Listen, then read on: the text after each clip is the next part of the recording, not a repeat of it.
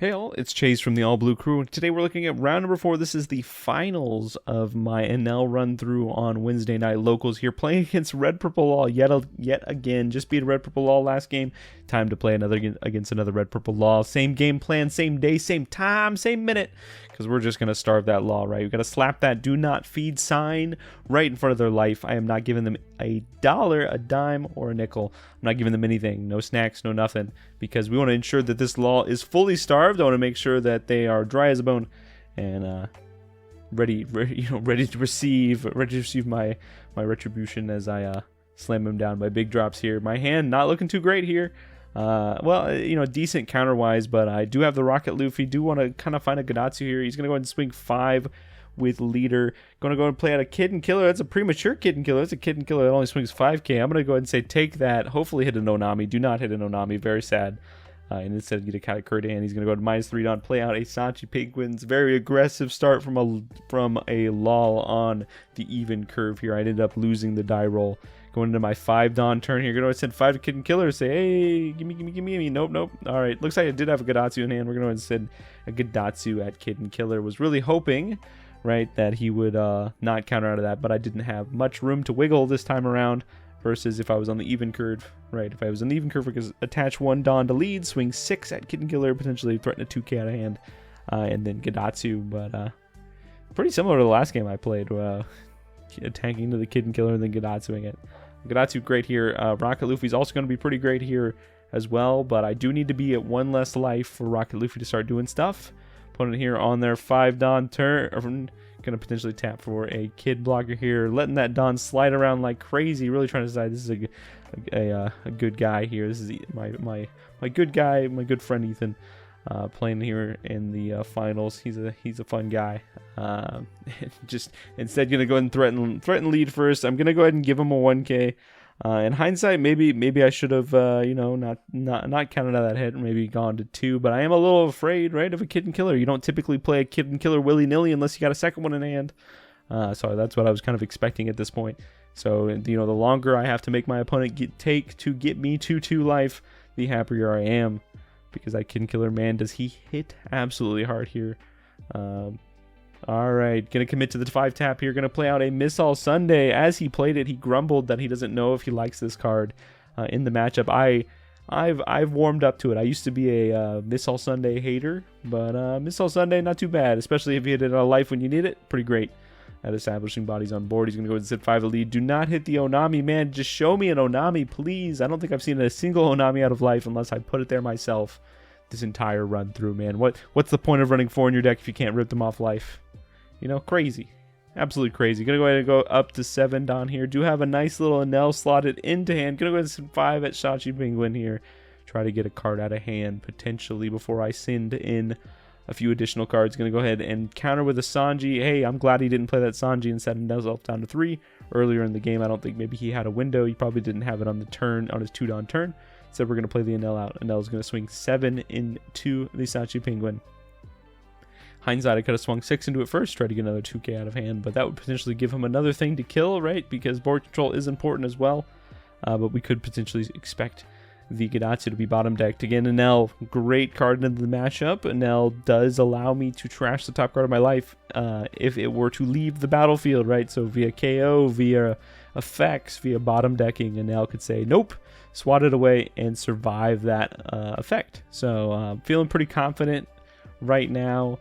Into a board. He is at 8 Dawn. That is the power of Miss All Sunday. Miss All Sunday taking you from 5 to 8. Pretty good. I definitely wouldn't turn my nose up to Miss All Sunday. I love that card. Do wish it had a 1k counter though, but maybe that would have made it a little too strong. So there's a reason I'm not on the balance team for Bandai. But 04 was a relatively underpowered set for sure. And that Kingdoms of Intrigue. The 4th One Piece set was pretty underpowered among common opinion. And then OP07, man, I don't know, they did a line of cocaine, put some, some NOS? No, is that what it is? No, I don't know, stuff that they put in they put, just crazy amounts of jet fuel in their tank there, and then just like slammed on the gas, and they powered the hell out of OP07. All right, gonna go ahead and play out a Kid Blocker. Speaking of OP05, Kid Blockers from OP05. Speaking of powering up the format here, gonna go ahead and play out a Zoro Juro, -3 for the Zoro Juro, and then also gonna play out a Lol. Lol is going to -2k and set it down to set 5. This puts me in a weird pickle, and this, my friends, is the first misplay I'm pretty sure I make of this game here, and this is countering out of the Lol swings. So he goes in and sends his Lol leader at it for 5. I counter out of it. He sends Zoro at it. I'm debating if I've already stepped myself into my philosophy. If I counter out of one attack to my character, I better counter out of the next few, or else it was just a waste potentially. But I'm trying to get him to use all of his attacks on Enel here. Instead of going at my face. But thumbing that Rocket Luffy, probably shouldn't have done that. Rocket Luffy would have been great in hand here. And then I am going to trash the top card of my life, hitting a Maru. Maru, a great trigger, making me trash 2 cards, gain a life. Would have been great as well. But, you do what you do, right? You commit to saving the Enel, right? Enel survived 3 attacks. Now that means now Enel is going to be able to swing in. And my goal here is to try to deal with the board to the best of my ability here. Trying to figure out how I want to do this. I do have the Katakuri in hand. Katakuri can get rid of the Kid Blocker. I really wish right now I had a Yamato, right? Yamato could come in, heal me, get rid of the Kid Blocker, but instead I don't have it. Gonna go ahead and send 7k at Miss All Sunday. Gonna prompt a Kid Block. Kid is going to 2000. If instead I had played the Katakuri first to put the Kid on top, I could have potentially, made him use those 2 cards for the All Sunday, and then the Kid would have been dead, and then I could have used that 6k attack on something else on his board, right? But now I'm kind of like in this pickle because I sequenced really weird, right? In hindsight, if I was always going to Katakuri that Kid away, I should have done that first for sure. There was no other alternative in my hand that would make any more sense. So Katakuring the Kid first would have been great. Could have sent 7 into All Sunday. It could have prompted a 2k 1k out of hand, or Miss All Sunday would have fallen. If it prompted the 2k 1k, then I could have swung a 6k into Miss All Sunday, and then my leader 6k or whatever 5k into the Zoro, and that would have left him with 1 thing on board. Instead, now he's still got 2 things on board, which again is a little bit of a mistake. Actually, I completely switched it up. I didn't even Katakuri the Kid Blocker. I went ahead and just killed it. Right, so we swung 6 into it and put the Zoro on top. I guess my goal here was to put non-counter as the last card, so that way he has less of a likelihood to counter out of attacks. Now, when I go to finish game potentially here, I need to ensure that that Zoro does not go to hand on a turn that he lives, right? Because that is potentially another threat that comes at me. Katakuri, interesting card. Out of all the cards I would like to play on Enel. I'd rather see a Yamato or an Ace, potentially. Katakuri is great in the matchups where he's great, right? If you can put a Gecko on top of life, if you can put an Icho on top of life, if you can put an 8-cost Kid on top of life, or on bottom of life, amazing, right? Fantastic card. But in situations like this, I'd rather be gaining life as well as clearing board here. And Ace and Yamato do a better job at that than Katakuri does in this matchup. It's just very unfortunate that I've only seen 2 Katakuris at this point. Opponent thinking here. Opponent at, looks like 8 Dawn here. No cards in hand, so I'm pretty happy at this point. Though I would probably have a lot more cards in hand, a lot more life, if that Enel had died, the turn before. Again, I think that was a pretty big misplay of mine. Gave up a pretty good trigger, gave up 2 cards from hand. And ultimately, was it even worth it? I guess he would have had one more. If I had played properly, he could have had he probably would have still had two characters on board right here. I just wouldn't have had an Enel, and honestly would have had 2 more cards in hand, 1 more life. Probably be feeling a lot better at this point. That's one thing that I'm trying to get better about when playing Enel, is just knowing when to give up on countering things or when to not use cards from hand. Sometimes I get a little overzealous. I get a little excited. I want to say I like that Enel. I know Enel's good in this matchup, so I want that Enel to survive. But in hindsight, maybe that Enel didn't need to survive, right? Instead, I need to keep my resources high because decks like Law can take straight advantage of it. He's going to send 9 into Enel here. Man, I'm thinking about it. I'm thinking about just trashing the top card of my life. Don't do it. Don't do it, my friend. Don't do it. Oh, my God. You just trashed one of the best cards you could have flipped. Oh my god, I'm getting mad at myself in post here. This is a sloppy game of mine. I am feeling bad. You know, again, I'm committing to that NL, committing so hard. And I think opponent just checking my leader's effect, like, oh, that works that way? Yes, it does. It does, in fact, work that way.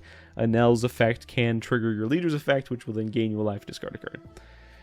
That was pretty unfortunate. So far, Enel has eaten up 2 great triggers, right? That zero cost event is probably one of the best triggers, and that trigger could definitely save you the game. That trigger is gone, unfortunately. And now kind of sitting in this weird situation where he's probably going to pivot, potentially pivoting to attacking my life instead of my board. But man, I was a little too determined to keep that Enel alive. I definitely should have let that Enel go there, but I did not. So opponent's going to send 9 at lead on Miss All Sunday, and the gods smile upon me. I hit a second zero cost event, which will gain me another life by discarding a card from here. Man, I made such a weird decision here. I have a Katakuri, an Onami, and a Bayesian hand, and I do something. This is a pretty sloppy game for me. I will say this was my 4th round, and based on previous experience, my 4th rounds where things start to get a little bad for me, and I'm just gonna take this 5k, and I definitely should not have taken this 5k. It is a trigger, so I do manage to KO, right? Because that Kingdom Come is equal to your opponent's life, so it's just like Yamato. And he's going to just go ahead and activate leader effect, get out a Sanji blocker here. So I need something, right? I need something great. A Yamato, not really doing it for me this round because I, again, went down a life here. We find an Onami. And so what our hand is Onami, and a Katakuri. You can see the line here, Onami into Katakuri, putting Onami on top of my life, gaining me life, giving me a way to potentially kill something. But like, if the opponent knows there's an Onami on top of the board, they're just going to swing with the thing that Onami kills, right? Which is that 4-drop Law. So I'm just going to have to kill that Law anyways. And this is, my friends, where we run out of footage because I am a dummy. I completely forgot that I left some of the VODs from my video on and on my phone and didn't delete them, so I actually ran out of storage. So we're gonna shoutcast this last one. I'm gonna open my phone like an old man and look at the notes here from what I took. I start my turn by sending 7k from Enel into Law. Law takes it, and they do not block. Law goes to the trash, and then I play my Onami from hand, giving banish to my Katakuri, and we go ahead and swing 8 into lead. He decides not to block again. Takes it, banish, loses the card, and then I play the Katakuri from hand, putting the Onami onto my life. Then we pass to Law's turn. He's got his leader, a Sanji, and 7 Dawn, and 1 card in hand.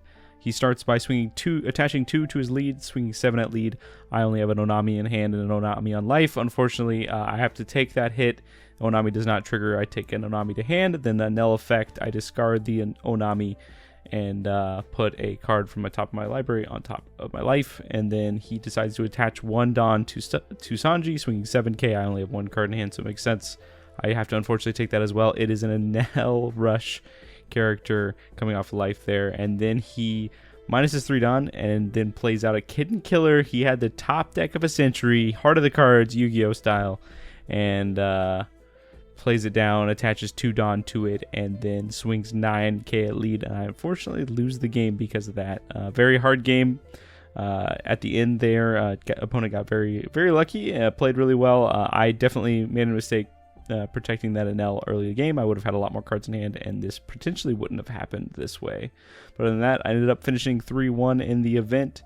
Definitely got some takeaways from playing Enel this time. Definitely over-countered maybe a little bit too much in some scenarios, but other than that, played decently, and I'm pretty happy with how I did. And with that, we'll see you in the next video.